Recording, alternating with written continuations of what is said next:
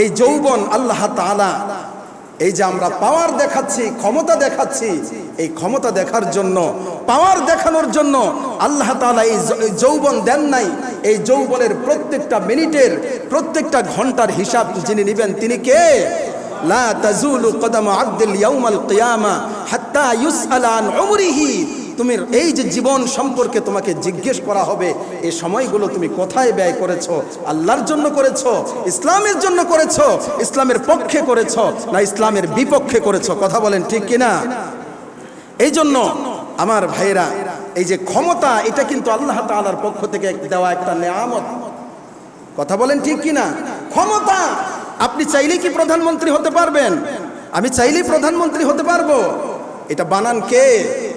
আল্লাহ বলেন ওয়া তুইজ্জু মান তাশাউ ওয়া তুযিল্লু মান তাশা বিয়াদিকাল খায়র ইন্নাকা আলা কুল্লি শাইইন কাদির। সুবহানাল্লাহ।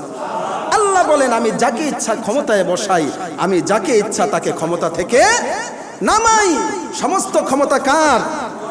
আরো জোরে বলেন কার? এই জন্য সাহাবা একরাম যখন ক্ষমতা পেতেন, তারা ভয়ে তাদের অন্তরগুলো কাঁপতো যে এই যে ক্ষমতা, এই যে দায়িত্ব, গুরু দায়িত্ব আমাকে দেওয়া হয়েছে, এই দায়িত্ব যদি আমি যথাযথ পালন না করতে পারি তাহলে তো কিয়ামতের ময়দানে আল্লাহর আদালতে আমাকে হিসাবের কাঠগড়ায় দাঁড়াতে হবে। কথা বলেন ঠিক কিনা? আরে হযরতে ওমর, যিনি অর্ধ জাহানের খলিফা ছিলেন, খলিফাতুল মুসলিমিন হযরতে ওমর, তিনি 18টা তালিওয়ালা দেওয়া জামা পরতেন। সুবহানাল্লাহ বলবেন না? কত ভয়ে তিনি চলতেন। 18টা তালি তিনার জামার মধ্যে ছিল। একদিন বাইতুল মালের একটি ঘোড়া হারিয়ে গিয়েছে। উনি দুপুর বেলা প্রখর রোদের মধ্যে ঘোড়া খোঁজার জন্য বেরিয়ে গিয়েছেন। রাষ্ট্রীয় সম্পদ, রাষ্ট্রীয় ঘোড়া। তো সাহাবা একরাম বললেন, এই উমর, এই উত্তপ্ত বালির মধ্যে, এই গরমের মধ্যে তুমি ঘোড়া খোঁজার জন্য বেরিয়েছ, বিকেলে বের হলেই তো হয়, তুমি অপেক্ষা করো, বিকেলে আমরা সহ বের হব না। হযরতে ওমর ডেকে বলছে, এই সাহাবারা শোনো, এই যে মরুভূমির যে উত্তপ্ত বালু, এর যে গরম, এর চেয়ে কিন্তু জাহান্নামের গরম কোটি কোটি গুণ বেশি। আমি এই গরম থেকে কোটি কোটি গুণ বেশি ভয় পাই জাহান্নামের গরমকে। সুবহানাল্লাহ বলেন। এই তো গেল হযরত ওমর। আর হযরতে আবু বকর যখন রাষ্ট্রপ্রধান ছিলেন, মুসলমানদের গভর্নর ছিলেন, একদিন হযরতে আবু বকর রাতের বেলা খালি পায়ে হেঁটে যাচ্ছেন। হযরতে ওমর এই দৃশ্য দেখে আবু বকরকে ডেকে বলছে, ভাই তুমি চাইলেই তো একজোড়া জুতা কিনে নিতে পারো, একজোড়া স্যান্ডেল, খড়ম কিনে নিতে পারো। খড়ম চেনেন না? আগের দিনে খড়ম ছিল, কাঠের তৈরি খড়ম ছিল। একজোড়া খড়ম তুমি কিনে নিতে পারো, কেন তুমি এত কষ্ট করছো? হযরত আবু বকর ডেকে বলে, আমি কুরআনুল কারীমের মধ্যে পড়েছি, ওয়ালা তামশি ফিল আরদি মারহা ইন্নাকা লান তাখরিকাল আরদা ওয়া লান তাবলুগাল জিবালা তুলা। সুবহানাল্লাহ বলেন।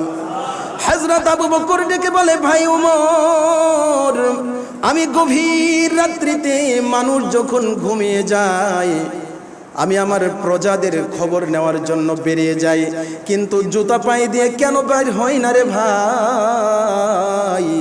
জুতা পায়ে দিয়ে যদি বের হই, খড়ম পায়ে দিয়ে যদি বের হই, আমার খড়মের আওয়াজে যদি কারো ঘুম ভেঙে যায়, তাহলে আমি ময়দানে মাহশরে আল্লাহর দরবারে জালেম হিসাবে আল্লাহর সামনে দাঁড়াতে হবে।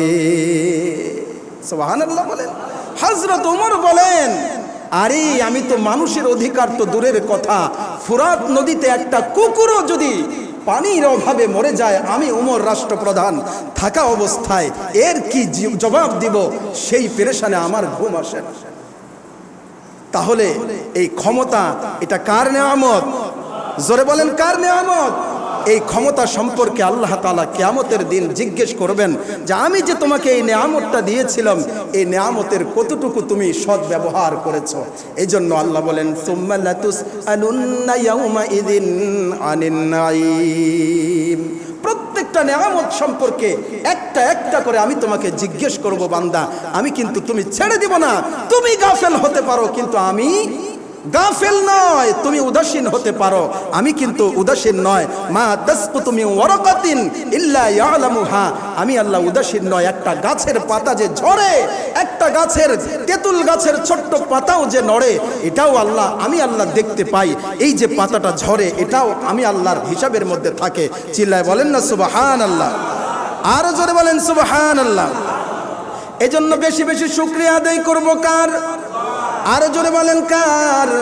আল্লাহ রব্বুল আলামিন 17 পারা সূরা হাজ, সূরা হাজের আল্লাহ তাআলা 17 পারা সূরা হাজের মধ্যে বলেন, আলাম তারা আন্নাল্লাহা ইউসাব্বিহু লাহু মান ফিস সামাওয়াতি ওয়া মান ফিল আরদ ওয়াশ শামসু ওয়াল কমারু ওয়ান নুজুম ওয়াল জিবালু ওয়াশ শাজারু ওয়াদ দাওয়াব ওয়া কাসীরুম মিনান নাস।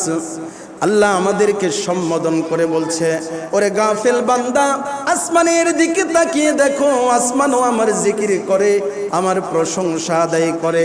ওই যে জমিন, জমিনের দিকে তাকাও, সেও কিন্তু আমার শুকরিয়া আদায় করে।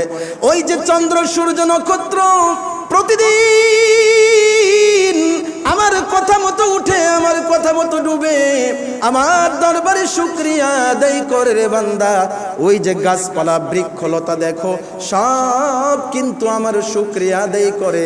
কিন্তু বান্দারে, তোরে আমি এত নেয়ামত দেওয়ার পরেও তুই শুকরিয়া আদায় করলি না। এজন্য আল্লাহ রাব্বুল আলামিন 30 পারা সূরা আদিয়াতের মধ্যে বলেন, ওয়াল আদিয়াতি দবহান ফাল মুরিয়াতি কদহা ফাল মুগীরাতি সুবহা ফাসারনা বিহি নাকান ফাওয়াসাতনা বিহি জামআ ইন্নাল ইনসানা লিরাব্বিহি লাকানুদ। বান্দারে, এত নেয়ামত দিয়ে তোরে আমি সাজাইলাম, কিন্তু তুই আমার শুকরিয়া আদায় করলি না। আল্লাহ সুবহানাহু ওয়া তাআলা 18 পারা সূরা নূরের 41 নম্বর আয়াতে বলেন, আলাম তারা আন্নাল্লাহা ইউসাব্বিহু লাহু মান ফিস সামাওয়াতি ওয়াল আরদি সাফফাত কুল্লুন ক্বাদ আলিমা সালাতাহু ওয়া তাসবিহাহু ওয়াল্লাহু আলিমুম বিমা ইয়াফআলুন। আল্লাহু আকবার বলেন।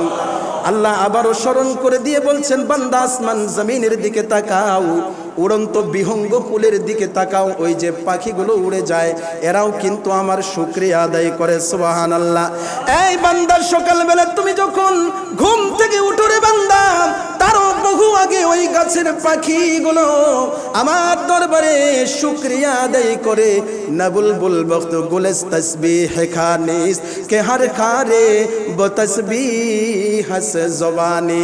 ওই পাখিগুলো মূলত গাছের ডালের মধ্যে বসে কিসির মিসির করে না, গাছের ডালে বসে আল্লাহ আল্লাহ নামের জিকির করে, আল্লাহর দরবারে তারা শুকরিয়া আদায় করে। বলেন সুবহানাল্লাহ।